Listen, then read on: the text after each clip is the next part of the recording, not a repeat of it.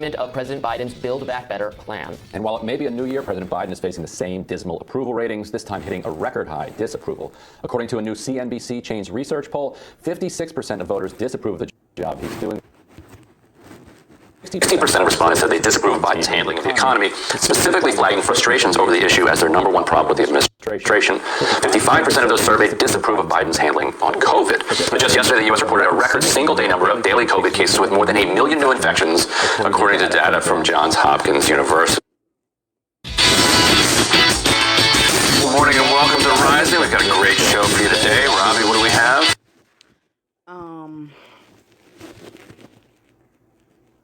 Okay, I'm not quite sure what channel this show comes on.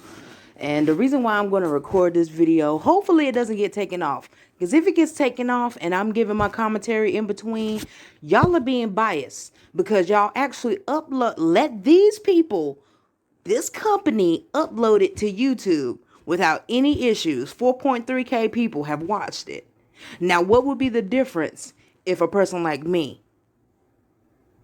commentated over this video in the correct form, showing the source where it came from, and the video still get deleted? Then we're gonna have an issue, and I'm gonna upload it 45 fucking times if that's the case. And I'm leaving this part in there just in motherfucking case. Michael Starr Hopkins and Stephen Kent will join us to discuss yet another departure from Vice President Kamala Harris's office, as well as the deep cringe tweets amid the disaster. I-95 in Virginia, and Brianna Joy Gray weighs in on... And I've heard plenty of times about this woman having cringy tweets. Y'all voted for her. And I'm going to reiterate this shit again. Kamala Harris is not black. She's not doing that shit because she's a black woman, an angry black woman, or none of that shit. She's doing it because she knows she's playing a fucking role. She's saying all this cringy ass shit, not showing up to her job and all this, that, and the third to give black people a bad name. Now, all of y'all motherfuckers, all y'all AKAs, all y'all divesting ass women that voted for her, I hope you got what you wanted. Cause that's what the fuck you asked for. Ding ding.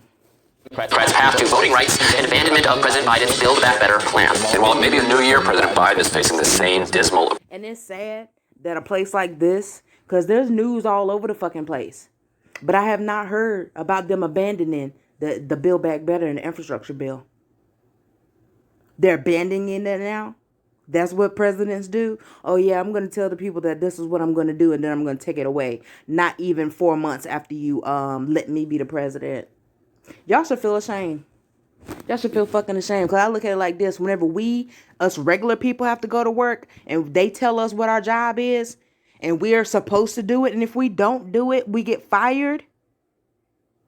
But they can stay in their fucking job getting paid millions every fucking day to fuck up the country. Something is wrong in America. Oh, my mama. Something is fucking wrong in America. Approval ratings this time hitting a record high disapproval. According to a new CNBC Change research poll, 56% of voters disapprove of the job he's doing, while 60% of... Let's let y'all look at that real quick.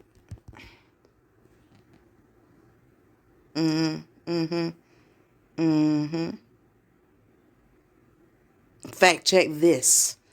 Okay. Respondents said they disapprove of Biden's handling of the economy, specifically flagging frustrations over the issue as their number one problem with the administration. 55% of those surveyed disapprove of Biden's handling on COVID. But just yesterday, the U.S. reported a record single-day number of daily COVID cases with more than 1 million new infections, according to data.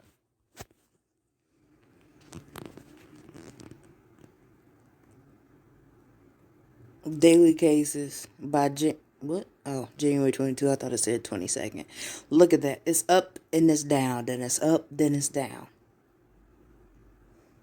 Y'all see how in January of all of these daily deaths, hospitalizations, daily causes from the mid. See how it's down right there?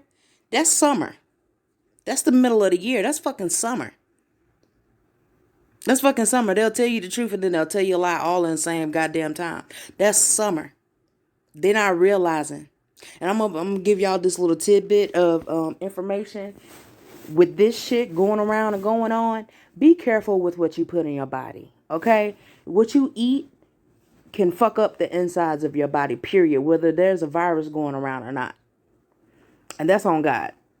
If you're daily diet consists of cheese and sugar and I'm not going to say meat per se, but if you think about the body, our bodies are at least 98.9 degrees on the inside. If your refrigerator was 98 degrees on the inside, do you think your food would last? So be careful. Now that we in this time, you got to take better care of yourself.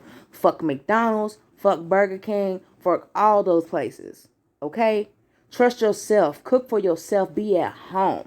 And that's the crazy thing during a pandemic too. I understand people have to have a job, but why are these fast food places still fucking open? Number one, they're not healthy. And number two, there's people touching your shit all goddamn day. And y'all wonder why you get sick. Cook that shit at home. It ain't hard to make a goddamn burger. It ain't hard to fry some French fries. It's not hard. For the amount of money that it takes to buy a pack of meat and to buy some goddamn potatoes and some tomatoes and some lettuce or whatever, honey, that's your salary right there. And then the motherfuckers is at the job, they can't even eat half the sandwiches that y'all are going in there buying. I don't even know why. I would never. I don't care if I'm piss poor. I would never work in a fast food restaurant just because the way that they treat people and the food that they put out is not fucking quality food. From Johns Hopkins University. Oh, we're so close to controlling this thing. Biden addressed the nation yesterday in efforts to tamp down on worries about the record-breaking case numbers. Biden is doubling down on the efficacy of the vaccines against the virus. Here's what he told reporters yesterday. We're going to see, as you all have been hearing, continued rise in cases. Omicron is very transmissible variant, but much different than anything we've seen before. But you can protect yourself. And you should protect yourself, quite frankly. Get vaccinated. Get boosted. There's plenty of booster shots. Wear a mask while you're in public. Look at him. You see him smiling? Because he knows it's bullshit. It's not going to matter what you do. It's all about your body. Honestly, take care of your body. That's why, look at him. He's smiling right there. He was smiling the whole fucking time he did this shit and said this shit. And it's amazing if y'all really think about it, and y'all can fact check the fuck out of me. I don't give a damn, because these dudes are going to say the exact same thing that I'm about to say right now. The solution that they give you has the monster in it. Just like when you have the flu.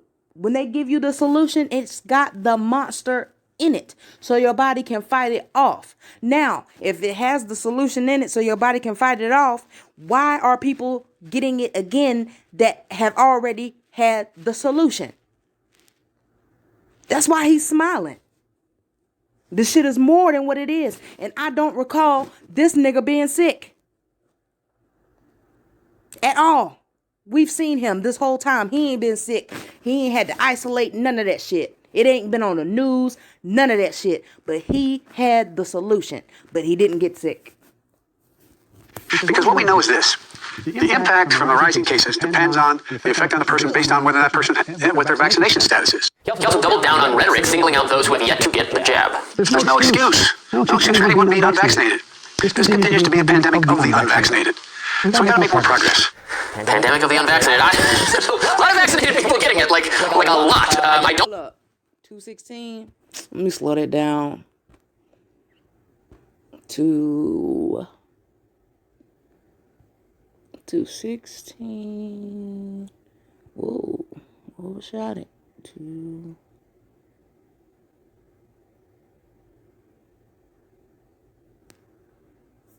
Pandemic of the unvaccinated.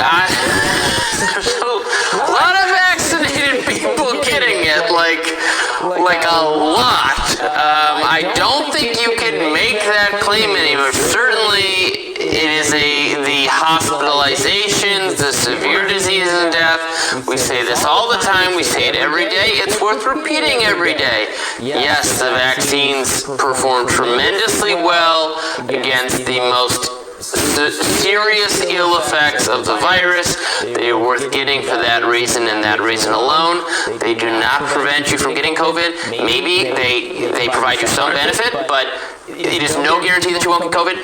Thousands, tens of thousands, hundreds of thousands of people who are vaccinated gotten COVID. I was vaccinated, I've gotten COVID. Everyone I know is vaccinated, and most of them have gotten COVID in this last month, in this period. So you Let's hear that again.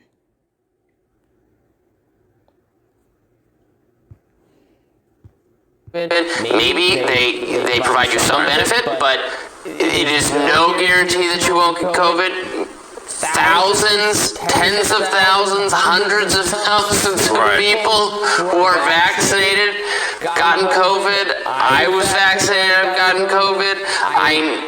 Everyone I know is vaccinated, and most of them have gotten COVID. Except for the press, except for the vice press, except for people in Congress. It would be all over the news if any of those motherfuckers got sick, and all of them came on the news, got their solution in front of everyone. According to what this guy just said, fact checkers, they should have gotten sick. Unless they either got something else, or this shit ain't really what it would be. Hey. This last month in this period, so let's retire that line. It is now patently absurd. Right. It would be better, I think, to call it a pandemic for everyone and a crisis for the unvaccinated. Sure. And particularly a crisis for the unvaccinated who have a comorbidity. However, people like to focus on the number of the majority of people who get hospitalized or die with COVID have a comorbidity. But there's also that number that don't. And if you layer on vaccination on top of that, you do in fact dramatically reduce your risk of going to the hospital and reduce your risk of dying from catching even Omicron, which is milder than the other one. So I think you're right that you definitely can no longer call it a pandemic of the unvaccinated in the sense that cases are soaring among the vaccinated, but that it could have partly it has something to do with the antibodies overreacting. People are talking about how great natural immunity is. Yeah, it's so great. It's also attacking your own body over the months and years to come, and hopefully that reduces. But we don't know anything. We don't because there has been no long term yet, so we can't know the long term. Anyway, Biden also announced that the federal government is doubling its order of Pfizer's antiviral pill Paxlovid, which has proven effective in preventing hospitalizations and severe illness. The announcement comes after Florida Governor Ron DeSantis called on the federal government to allow states to directly purchase monoclonal antibodies so the state can open treatment centers to the public. According to Central Florida doctors, there's a shortage of monoclonal antibodies around the state. Just before Christmas, the Department of Health and Human Services announced a pause on the distribution. Now, NFL star Aaron Rodgers claims that while everyday citizens are being kept in the dark, the NFL is using treatments like monoclonal antibodies to treat the over 100 infected athletes. And good on him for sharing that with us. That the more elite are having better access to care right now. Yeah, do we have that clip? Let's roll it if we do. One, they don't talk about the fact that guys are getting better using this. People are getting better using these things. That's fine. You don't want to talk about that. But how come in a league where we're seeing with 51 guys on the list yesterday, there's still zero conversation, at least publicly, around treatment options for people that test positive? I do know behind the scenes, this is 100% true. There are many teams who are using or recommending a lot of the same treatments that I got for their players. Well, what does he mean monoclonal antibodies, or does he? They said it, not me. So don't flag my video. I'm going to need for you to go back and flag The Hill and flag whoever that was, whoever podcast that was. Not me. Thank you. Me and ivermectin, hydroxychloroquine and ivermectin. So yeah, I don't know. Dr. Rogers' opinion on the situation aside, there is a shortage. We are you. And then this little guy over here, I'm probably gonna crop him out. He ain't nothing but a fucking hater. Talking about calling him Dr. Rogers and all that shit. Y'all cannot keep fact checking people that actually go through a fucking process and they actually tell their stories. That's not an opinion. That's the truth. That's what happened to him. That's what happened. You can't fact check something that did not happen to you. He's speaking on experience. You were not there. I'm not talking to him. I'm talking to these people, these motherfucking fact checkers and all these people that flag videos and all that shit. You weren't there. You don't know the story. Maybe if there's some type of use of the Defense Production Act, you could speed this up, but some of this is biologically based and can't be, right? It's always been approval. I know these things are now approved. We could have done it fast. We could have always approved it faster. The FDA could work weekends, He said it. He said it. If regular schmegular cash registers and all that shit, if they got to work on holidays, if they got to work during the weekends to get their shit done, why the fuck don't they have to do it too? And there's a global pandemic going on. The shit is beyond, and my phone is ringing again. Every time I talk about some real shit, my phone starts ringing.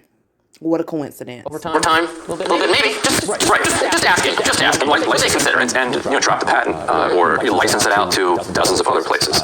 In the middle of this pandemic, and this is just one example, Mylan shut down its generic lab in Morgantown, Pennsylvania.